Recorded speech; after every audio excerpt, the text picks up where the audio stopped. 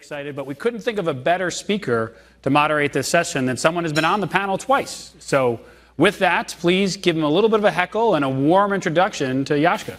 Come on.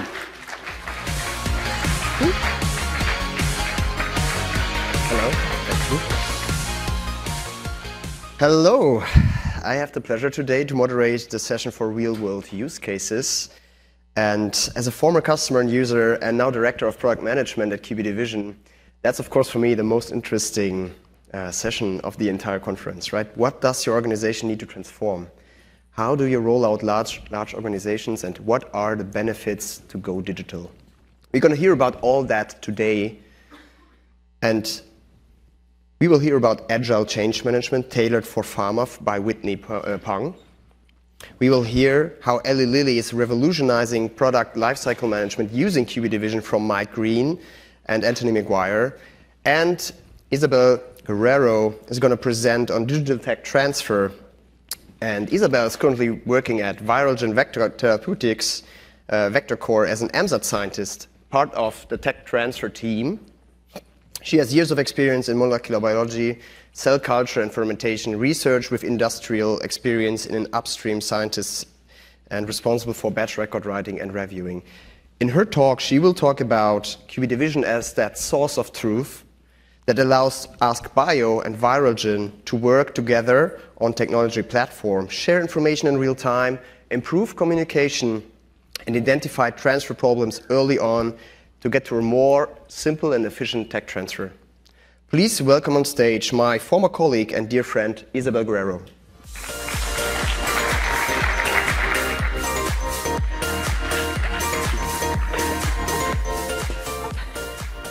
Hello, everyone. I'm Isabel Guerrero. I'm an MSAT USP senior scientist at Viralgen. So I'm going to talk a little bit about what we do at Viralgen, and especially how we're doing it now and what we're moving towards doing in the future.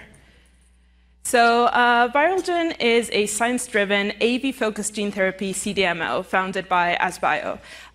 It was founded in 2017 as a joint venture, and it was consolidated in 2020 through Bayer's acquisition of AskBio. So we have a lot of interaction both with AskBio and with Bayer to be able to continue to do what we do, which is get these gene therapies to the patients. We are over 400 employees and based in San Sebastian, north of Spain. If anyone wants to go there, there's just like, talk to me. There's some great restaurants in San Sebastian, just like absolutely amazing food there. So Viralgen currently has two sites. We have the clinical operations site, which does both R&D research and development, but also produces for clinical phases. And then we have a second site, which is our commercial site, which has the capacity to go up to 2,000-liter batches of production. So the two sites are very close together, and we're in constant communication. However, we do have to transfer what is going on in our R&D and our clinical sites to our commercial site, and that's a little bit what I'm going to be speaking about next. But first, I'm going to talk a little bit about our process. So we have our own process, which is what we offer to the clients. So the sponsor, the client, is going to have their own gene of interest, their own plasmid, and we're going to insert it into our production system. Now, the production system is part of a platform process in which we can leverage a lot of the data that we fabricate through our different batches. And since we're using the same production system, we have the same master and working cell banks. We have same raw materials and release specifications. There's a lot of work that has already been done for these batches that we can, again, leverage to give especially smaller clients that are looking to fabricate less batches, or especially for rare diseases that do not need a large number of batches or do not need to go into commercial phases to treat the low number of patients that are out there with these with these diseases. So finally, after going through our production system, we have a drug product, which is again going to be from the sponsor, but is going to be able to benefit from our production system. So with this strategy, we've produced a lot of batches, both at 2 liter, 50 liter, 250, 500 liter, and finally at 2,000 liter. And as I mentioned before, everything that is from 2 liter to 500 liter is done in our clinical facility, whereas anything that is the commercial facility has the capacity not just of the 2,000 liter, but also of the 250 and 500 liter productions. So saying that, again, there's a lot of communication between our sites and with our clients. So why perform a technology transfer? So I know that this is probably a very simplistic slide, taking into account the audience that we have here today, but just to make sure that we're all on the same page and we all understand the basics, we perform the technology transfer to first fulfill regulatory requirements, comply with the client's expectation, increase process product lifecycle and traceability, and finally to reduce transfer workload in later stages of the project. So in our case, we can either do the transfer directly from our sponsor to the commercial site, or from the sponsor to our clinical sites, and finally to the commercial site. And to do this, we also have a list of different steps that we have optimized during the years. So we have a systematic approach to the transfer of knowledge associated to the product. We have our team creation. We have the initial document transfer and scale-up reports. And then finally, we go all the way up to batch execution and our tech transfers reports. For us, traceability is very, very important to make sure that during all of these steps, we're all on the same page for the process that we want to finally execute. And finally, doing this in such a thorough way is going to allow us to detect any gaps in the processes and put mitigation actions prior to the batch execution. So how does this all begin? It begins with documentation requirements. Now, I know I have a very big list here, and this is, again, something that we would absolutely love that all of our clients are able to provide. Ideally, we would actually add quite a couple more things to this list. We would add the QTPP, we would add CQA reports, really anything that the client has that they can give to us so that we can start with our gap analysis. Now, not all of the clients have this. So again, it is a little bit of a struggle to be able to create these documents from scratch and to be able to build something from all of these documents. Once we have the documentation in place, and I am going to explain a concept that a colleague invented a couple of years ago, we go into what we called folder archaeology. What does this mean? It means that we have to start digging. We have to start digging either in our other facilities files, either in the client files. We have to start digging through emails. We have to start digging through conversations. We have to start digging through interviews with people that no longer work at the company where we want to get that information from. And what is the final thing that we get from all of this digging? And I just want to see your faces. I just want to see how many of you recognize the following type of files. Yeah? Yeah, that sounds familiar, doesn't it? I want to say I did not invent this. This is actually the project that I am currently working on. And this morning I realized that it's not actually Final 2, it's Final 4 right now. So, I have to update that, but I just didn't have the time. So this is something that we want to avoid at all costs. And why is that? Again, all of these documents, they are linked together. It's a cascade of documents that in the end are very, very related to each other. We start with the tech transfer document. We're going to go through the gap analysis and risk assessment. That's going to evolve into the different process descriptions, which at the same time is going to evolve into sampling plans. It's going to evolve to the batch records. It's going to feed the bill of materials. On the other side, we have the DSP chromatography methods, etc. One document is going to start feeding and trickling all of this information down into this cascade. What happens when you have this?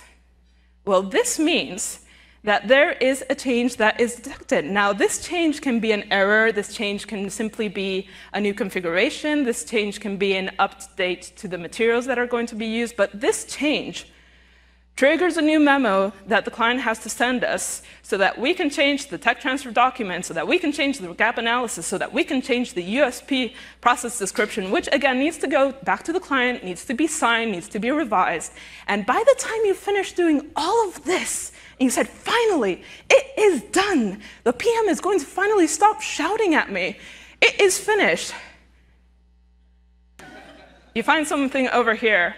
And I have to say, I'm a USP girl, so I might be a little biased, but it's probably the DSP chromatography methods. It always is. So how do we avoid all of these countless hours of rechecking documentation, of being able to actually do the work and not just check that formatting? We want to move to a one source of truth through platform digitalization. So what we have now, as I've explained before, we have a lot of different batches, a lot of different scales, and our idea is to be able to smoothly go from one scale to the other as quickly as possible. So to do that, what we have done is we have all of the scales ready, they're maintained, they're preliminary risk assessed, already available. They're just waiting for the client to input that product-specific information that we need to reevaluate. And to do so, we have created in QbDvision first a quality attribute risk assessment, which is available to our clients. So this is an AV-specific risk assessment. And again, the client is the one that has to know the most about the CQAs of their product. But in real life, we get a lot of clients directly from academia.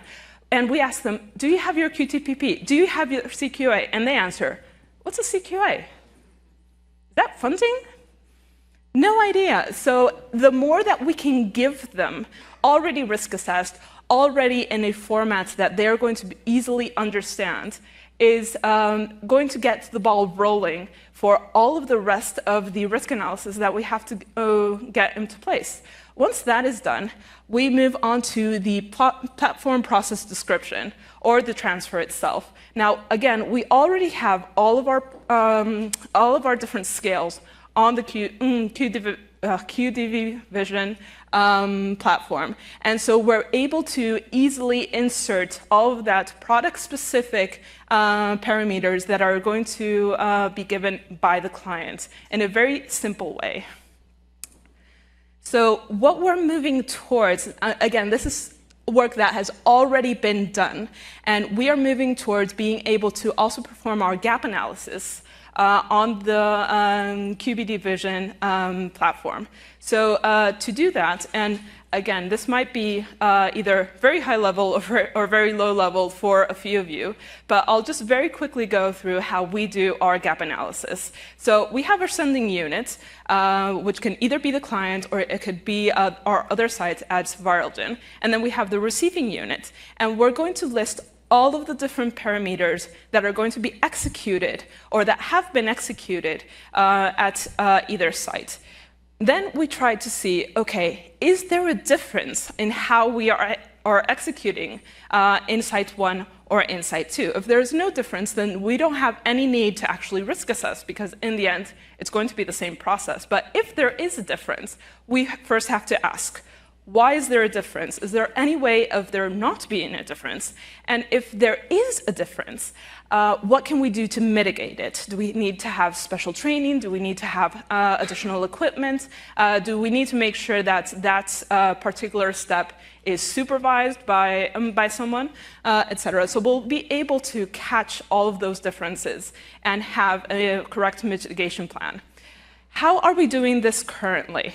So currently, we are performing it as an unstructured data set. And that's actually just a really, really fancy way of saying, we send out an Excel, and then we wait for 2 weeks, and then that Excel comes back with, if we're really lucky, 3 comments. If we're not lucky, 300 comments. And then we have to start having meetings to be able to solve all of those comments. And then, of course, when you finally finish solving all of those comments, I see someone nodding there. I see someone nodding there. Yeah, you've lived through that. How many of you love? When we get that back, we get a new version of the Excel because someone like Diane was on holiday and she wasn't able to actually check it before. So now we have to go through all of that meeting again, which is very time-consuming, and it makes my cheeks hurt because you have to just like fake smile during all of those meetings. And it's just very painful. So what we're moving towards doing is be able to have a structured data set, digitally available information that can be reused. And that way, everyone has access to the latest version of the information, but also the everything that is said in the meetings that doesn't always make it to the Excel sheets or doesn't always make it to the correct version of the Excel sheets. So that is, again, what we're moving towards. And to do that, we currently have a project with AskBio. So AskBio has a new process which they are transferring to us, to Viralgen. It's process 3.0, which is, it's very similar to our current process, but it does have some key differences. So what we're doing is we're going to use the QbDvision platform to have both processes, the ones that would be executed at AskBio and the one that would be executed at Viralgen, and be able to do this comparison directly on QbDvision, trying to avoid that unstructured data set as much as possible. We want to be able to create all of the platforms for the process 3.0, unify the process versions to make sure that we're always on the same page, and to maintain the lifecycle management. We want to do this especially for knowledge reusability. Once we have it on the platform, it's just a matter of copying that process and, again, being able to insert the information from the client. We want to automate scale-up to minimize internal transfer times. And finally, and the most exciting part, be able to automate documentation so that it is always, always, always the latest version, which means that if there's a problem with the bill of materials, I don't have to go all the way up to the tech transfer protocol and change that and that huge cascade of documents again. But especially, we want to avoid that. Because let's be frank, when you have just so many iterations of the same document, there's something you're going to miss. And that's just the way it is. Finally, once we have the process completely locked, completely on the system, this will all help with other clients because we're going to be able to, again, copy that process, copy that scale for different customers that also want to move to our to the process 3.0, to the process 3.0. So just as a conclusion, we want to get to that one source of truth, to that platform digitalization.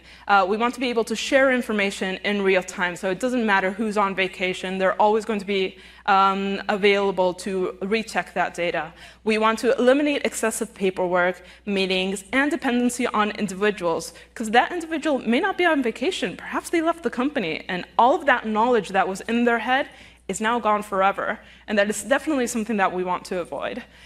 We want to identify transfer problems and process gaps as early on as possible.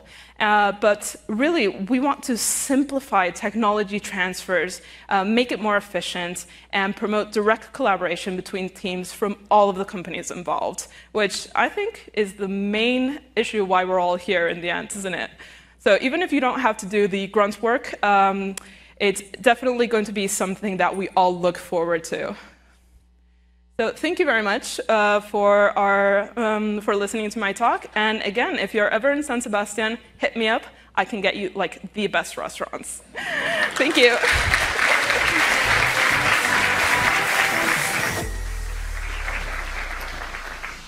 All right, thank you, Isabel. That was great. Good start. Next up is Eli Lilly presenting on how they revolutionize the product lifecycle management using QbDvision.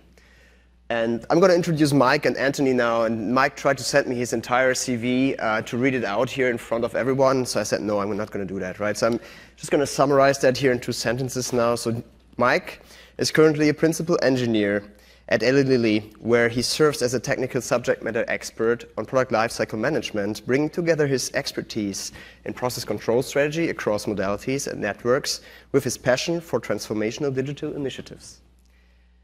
Anthony, with 25 years experience at Eli Lilly, Anthony has developed a deep expertise in digital strategy, data management, product lifecycle management, and in his current role, he leads the global strategy for digital transformation for the technical services and manufacturing science function at Eli Lilly, including the global rollout and product lifecycle management solutions. Please welcome on stage Mike and Anthony.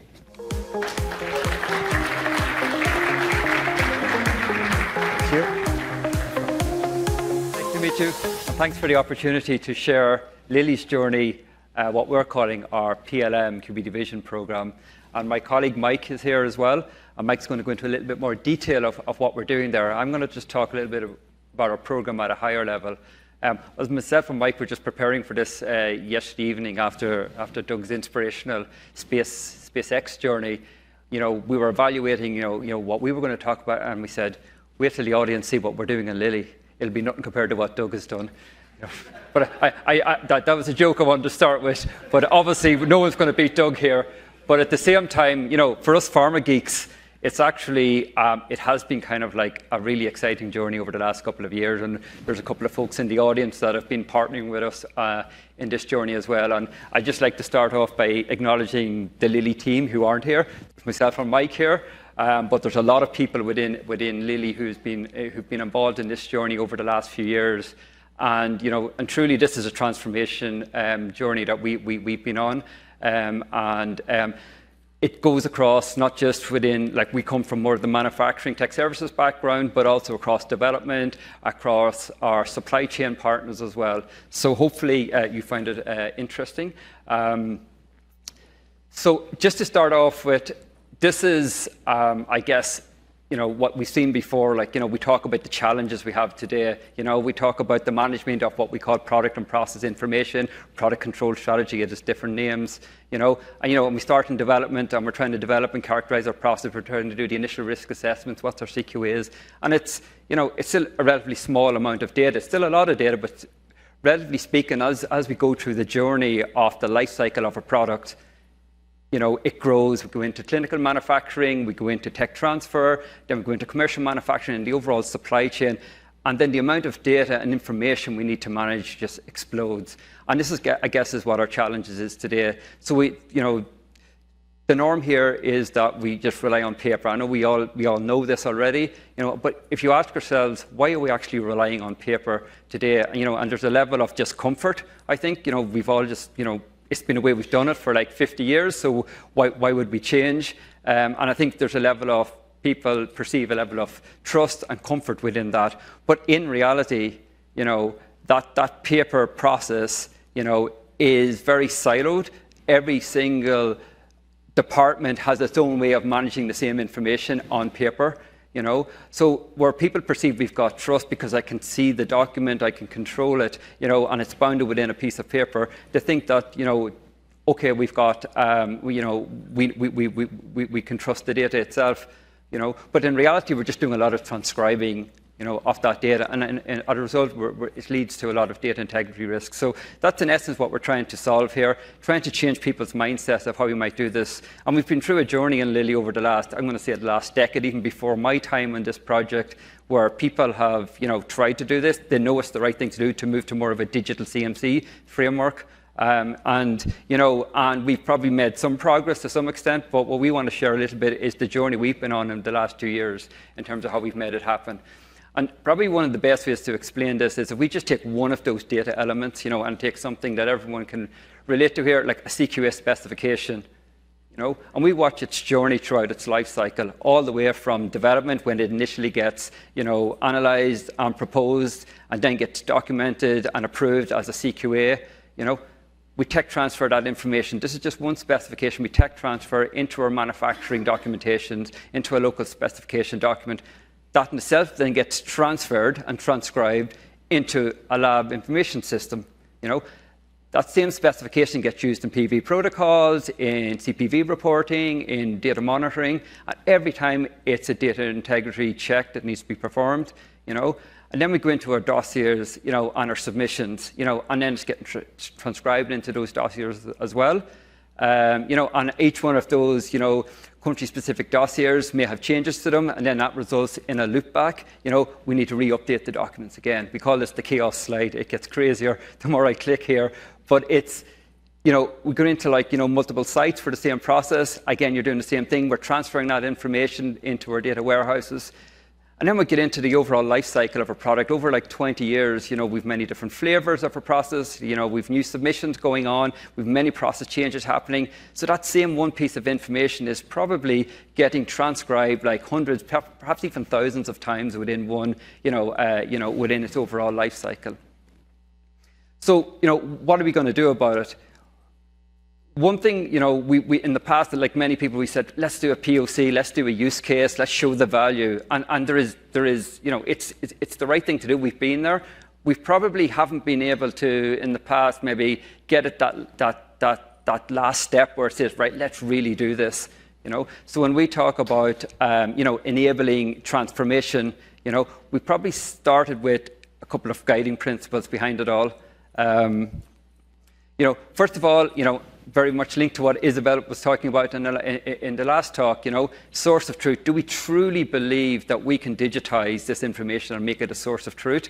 I think there's a lot of people nod their head and say, yes, that's what we need to do. I mean, we talk about it in every single talk here over this summit.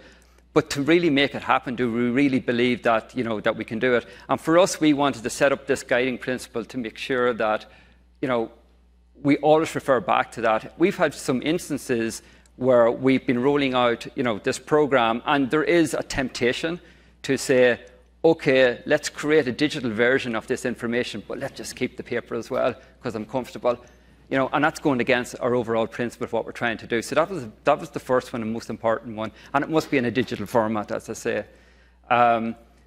The other key piece that we want to do is want to make sure that we're not just doing paper and glass. I think Yash talked about it earlier in his speech. We want to be able to, you know, manage that information, what we call our product and process definition information, but down at the element level. So every single element, like each specification, each control parameter, has its own kind of life cycle, you know, and we don't manage it at the document level.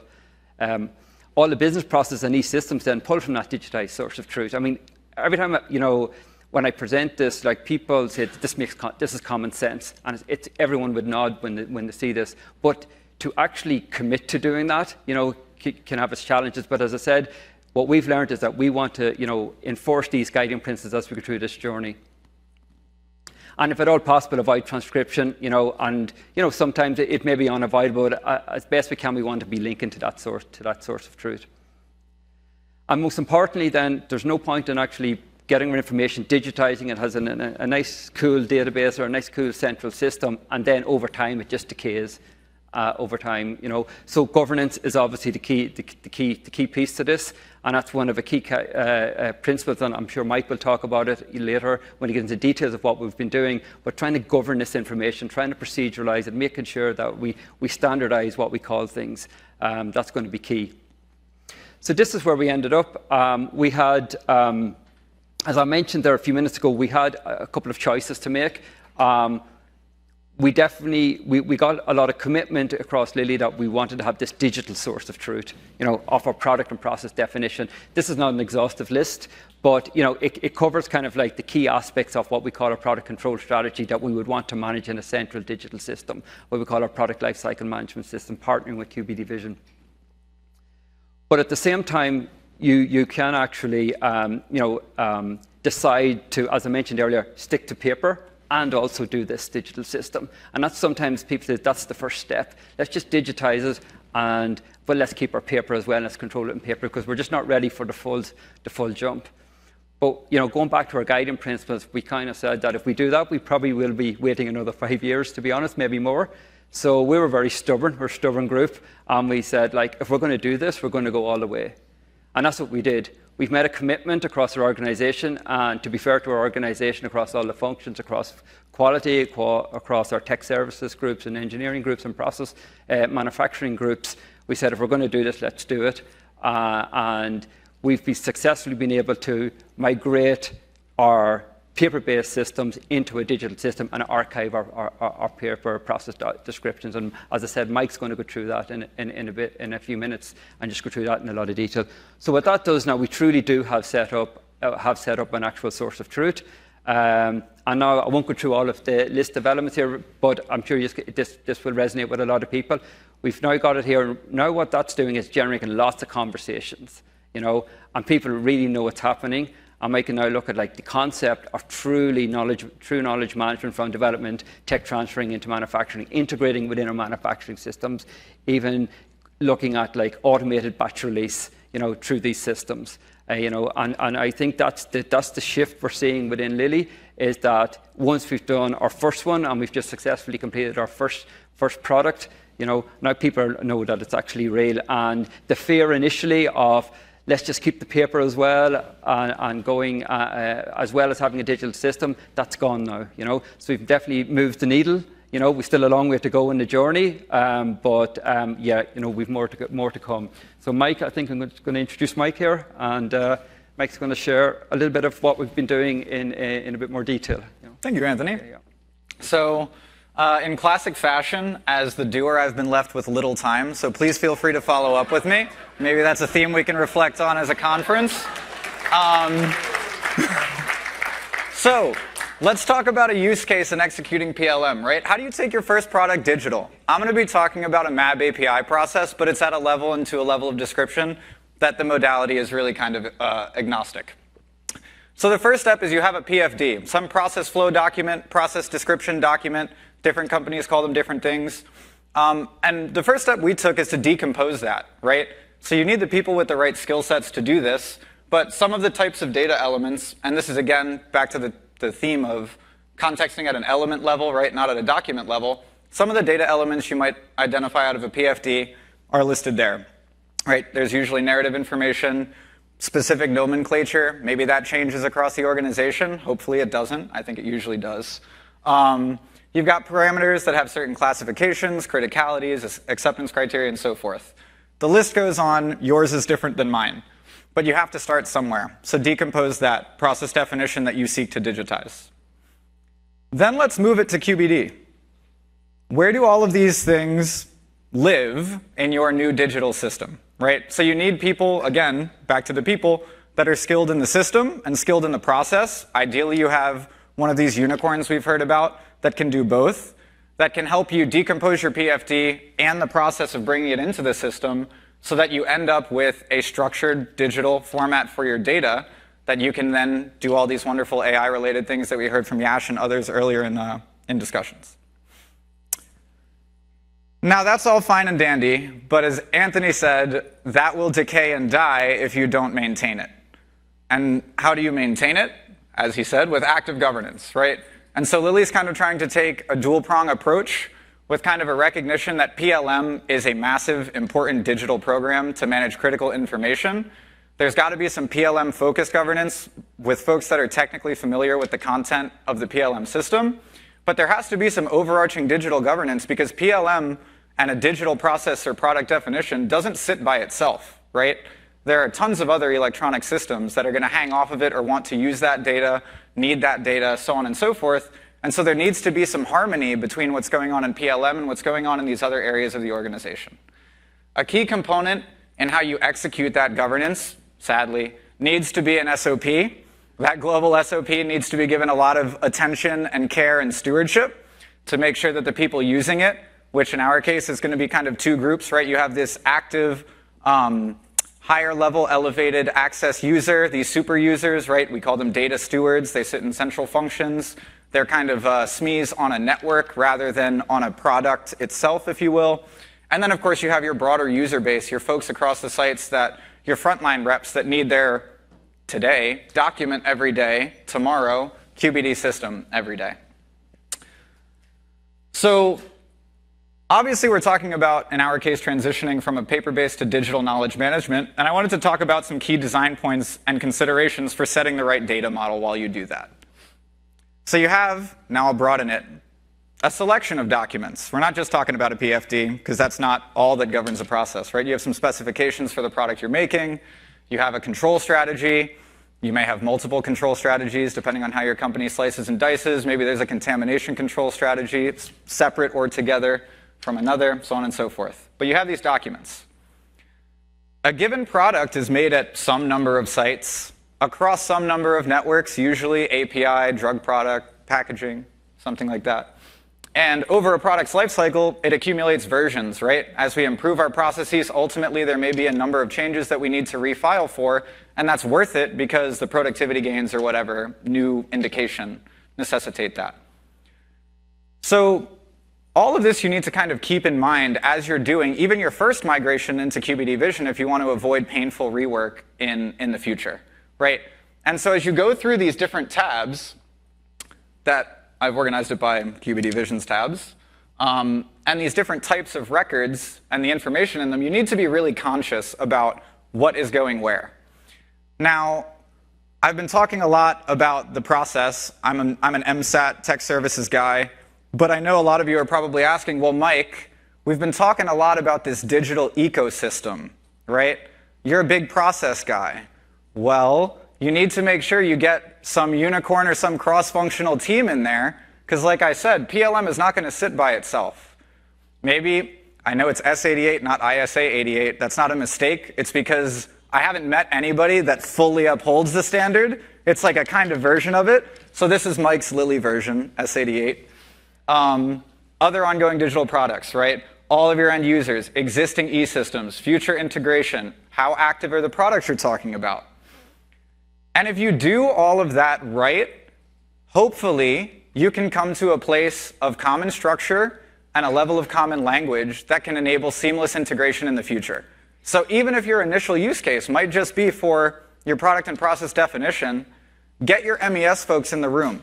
Get your automation folks in the room. Find the right ones, because it's important to find the right ones.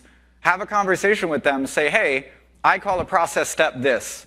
You call a process step that. It's actually a process action or a process operation.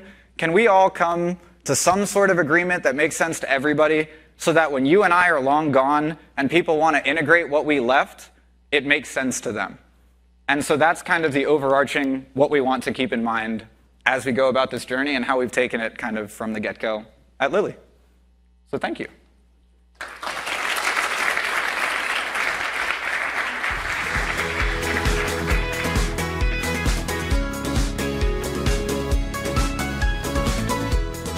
All right.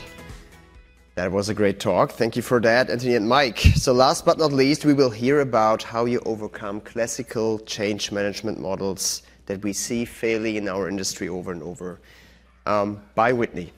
Whitney is a management consultant manager at Accenture. She has dedicated her career to helping large biopharma companies accelerate new product introductions with digital CMC and PLM capabilities. And her passion lies with democratizing data, enabling powerful product and process knowledge to seamlessly span early discovery throughout commercial manufacturing and quality. Welcome on stage, Whitney.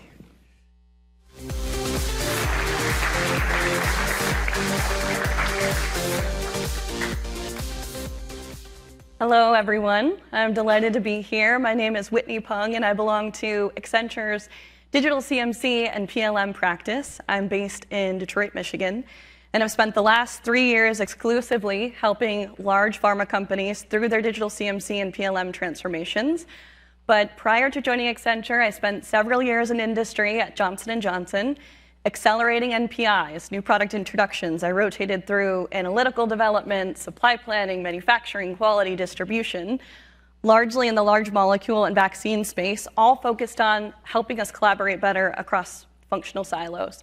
So this is a topic very personal for me. It's what I've dedicated my career to, and I'm here to share my approach implementing digital CMC and PLM change, so implementing systems at scale in a live production environment, off paper-based processes, using a very pragmatic change approach that resonates with scientific minds. To speak to you all about change, I need to first start with a very important element of change. We talked about this earlier today, is just the why. Why are we prompting folks to change? We talked about kind of the why and the how. I'll get to the how in a minute. But what's the why and what resonates across organizations? So the burning platform for change. I think all of us in this room have felt pressure to accelerate asset handover from R&D to commercial manufacturing and supply. We wouldn't be here if we weren't. So all of us are waking up thinking about this, yet why does it still take $2.6 to $6.7 billion to bring a new treatment to market? This is a very real reality for us, and we're all trying to solve this challenge. I think 4 pressures are making this increasingly difficult on all of us here. So 1, faster drug development is made difficult by the growing complexity and popularity of novel modalities, despite a large portion of our development moving in silico.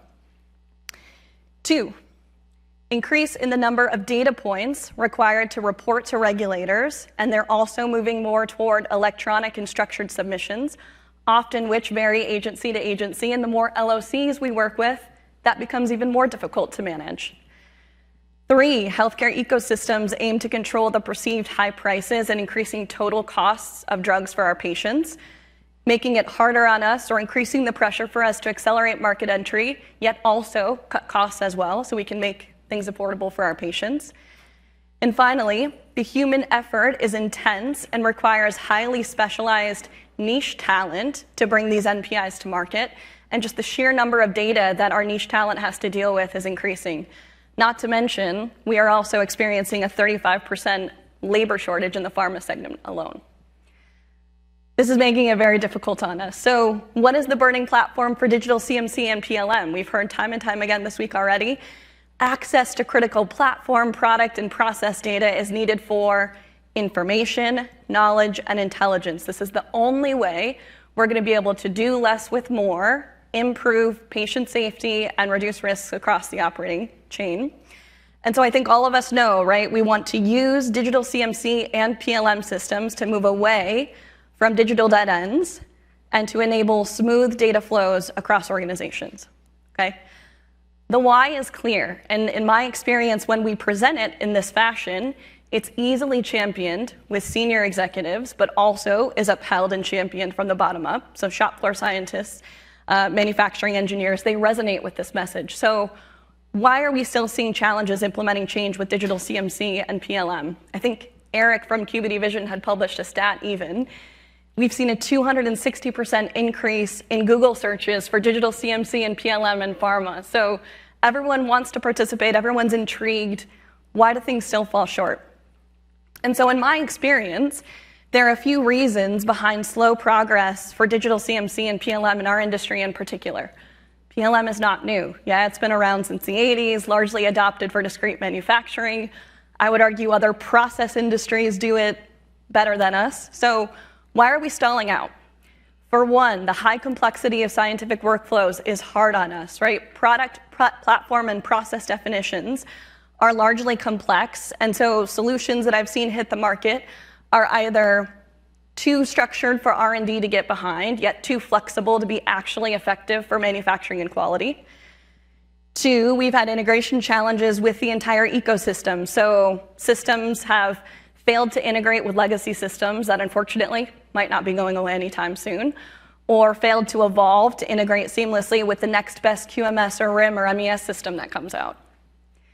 And 3, changing reg requirements for data reporting. So even in an age, right, where terms like data dictionaries, ontologies, taxonomies are becoming second nature, and now we're kind of educating our own organizations on them, it's really, really difficult to serve one of our biggest customers of our data, regulators, right, when they don't even really know what structures they would like us to follow, or again, they just vary agency to agency. So even when we solve all 3 of these challenges, and trust me, we are, I think for number 1, we've seen new, more advanced CMC and PLM systems come to market that meet the needs of both R&D organizations and commercial manufacturing and quality organizations, and I've actually seen senior leaders come together, R&D and commercial M&Q, and publish joint CMC and PLM initiatives, right? So we are solving 1. 2, I've seen us get better from an integration perspective. We're using smarter REST APIs to integrate with systems. We're moving away from point-to-point system integrations and more toward integration via data fabric.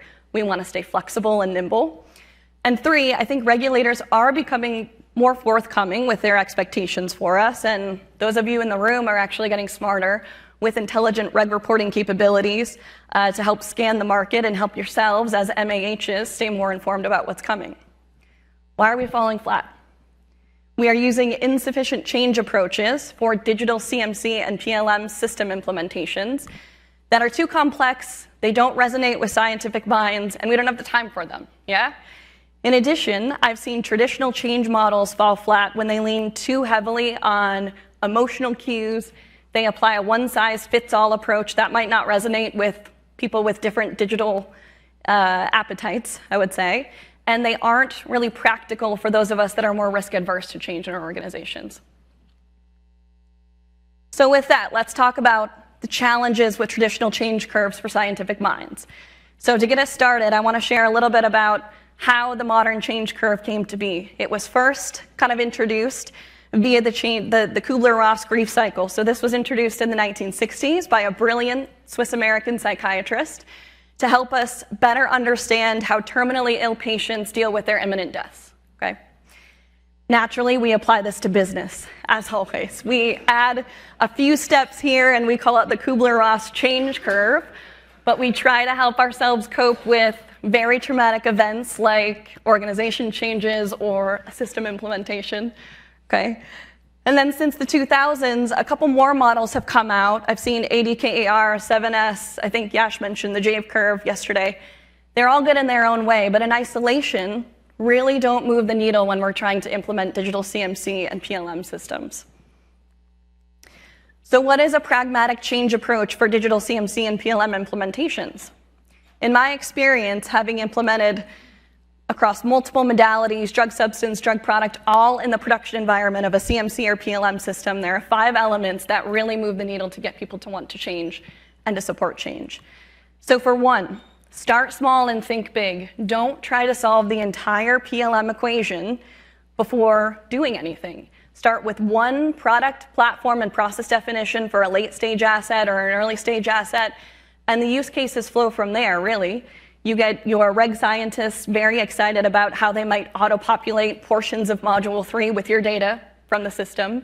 You get MES and equipment parameter management folks really excited about how they might feed 60 to 70% of all of the parameters that they need to manually configure an MES in your DCS systems excited. Start small and think big, and the use cases go from there. 2, design with enterprise archetypes in mind. So perhaps start by digitizing your MABS platform and follow through with small molecule, with vaccines, with cell and gene therapy from there. Because when we do this, we can expand both vertically within our platform, but we also get different archetypes live so that we understand how our design principles might need to change platform to platform. 3, involve the business early and often. This is going to be a no-brainer, but again, I can't stress this one enough. The people at the crux of change for digital CMC and PLM system implementations, they are busy. You are all busy. You're solving a deviation. You're releasing a PPQ batch. You're responding to the 10th question from a regulator, right? These are very, very important people with niche skill sets that we need to move the needle. Involve them early and often, and make sure that you carve out time during peak transformation time. So we don't need 100% of your time all the time, but we need 100% of your time during these 2 weeks of our critical deployment timeline. And also on this note, surround your business users with people that know the product and platform well. Bring in third-party consultants or other support folks that actually have lived through bioprocess manufacturing or worked through test method transfer. Make sure that you're surrounding them with people that know their product and process so that you kind of have their confidence that you are surrounding them with helpful SMEs. And 4, so track and show value daily. These digital CMC and PLM programs, they're very exciting. They have multiple year-long journeys with very promising ROIs. And so some programs can fall flat 6 months, a year in if you can't see anything tangible. So do prioritize quick wins and show value daily to your end users to keep them engaged so that you don't lose steam. And finally, avoid a big bang deployment. So avoid harsh words like cutover, transition, right, is probably a bit better fit. When we think about the very documents that we're digitizing with PLM and CMC systems, it's your process formulation document, test methods, specifications, control strategies. These documents are heavily relied on to uphold patient safety, product quality, and efficacy. And so if you tell your business you're going to just take them away, they break out in hives, right? And so I think what's worked for us is actually using more of a phased approach to deployment. So maybe run your parallel business processes for 4 to 6 weeks. You run your paper process, and you also run your process in the digital CMC and PLM system. And then maybe you make a change to a specification and you update the system and the paper. Then retire the paper only once you've demonstrated comparability and you've earned the trust by those that are upholding patient safety, quality, and efficacy with those documents. So in summary, I think these 5 elements have helped us really move the needle and really get people on board to change and to use digital CMC and PLM systems. Again, I would say some change curves are helpful more than others, and so find the one that works for your organization. I think we talked about earlier, there's not going to be a one-size-fits-all approach to change, but when you couple your change curve with those 4 or 5 elements there, you really can accomplish digital CMC and PLM system implementation at scale. Again, keep these things in mind. Start small, think big, enterprise archetypes design, involve the business early and often, track and show value daily, and avoid that big bang deployment, and you're on your way. And you will be able to deploy systems across modalities, drug substance, drug product, across geographic regions. Thank you all, and I hope I've inspired you to start your journey or to continue it, and I'm honestly open to all of your thoughts as well, what's worked well, what hasn't worked well in your organization. So let's talk more throughout this event and after. Thank you.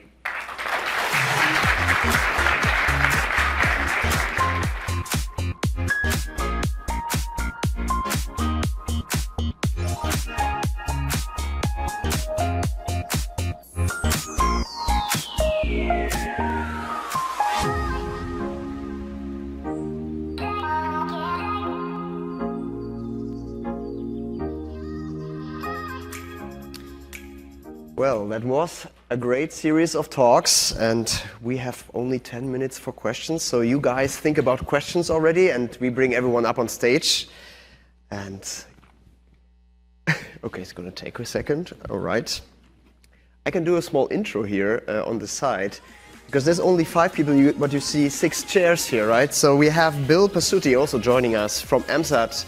He's an Associate Director of Data Science at AskBio, and since we heard about the tech transfer between Viralgen and AskBio, we thought, why not bring him up? You're going to hear more from him tomorrow, but he's going to join us for the panel discussion here as well. Please come on stage, everyone.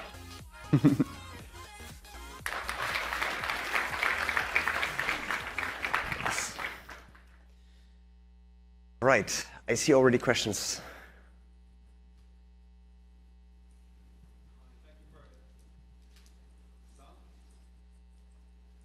Nope. Okay. Great. Now, here we go. Thank you, everybody, for an amazing session. Really great to get into the meat of what you guys are doing. Question for Isabel. I mean, really excited about what you showed, and I just wanted to kind of make a connection back to Kevin's presentation, Kevin Healy's presentation in the last session.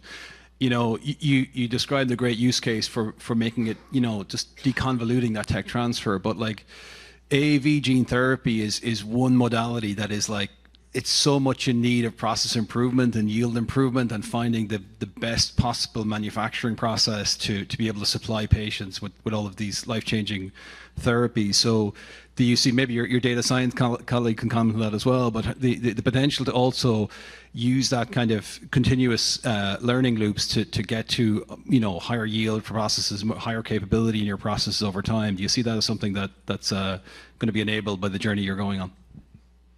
So it's something that we're definitely looking into right now, and as you've said, we're more looking into knowing more about the process than improving yields. One thing that we have seen is that yields are very dependent on the product itself. It's going to be a very case-by-case of what the client brings to us. And we do have like an entire department in our R&D just dedicated to the optimization of that plasmid, of those capsids, of those interactions.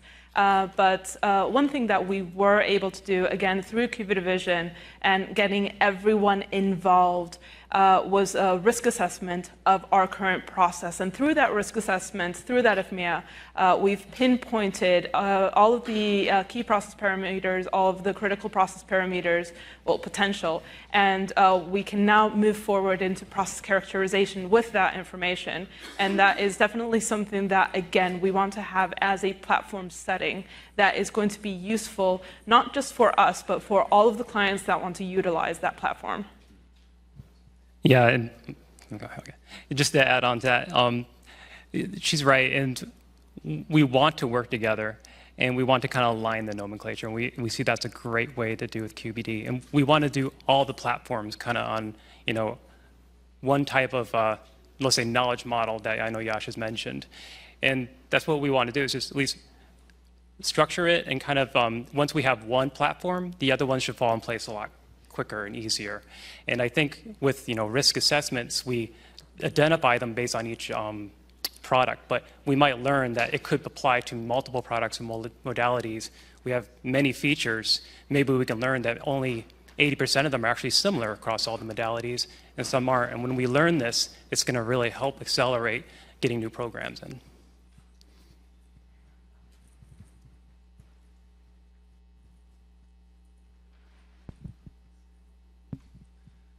Let's do next. Hi, thank you.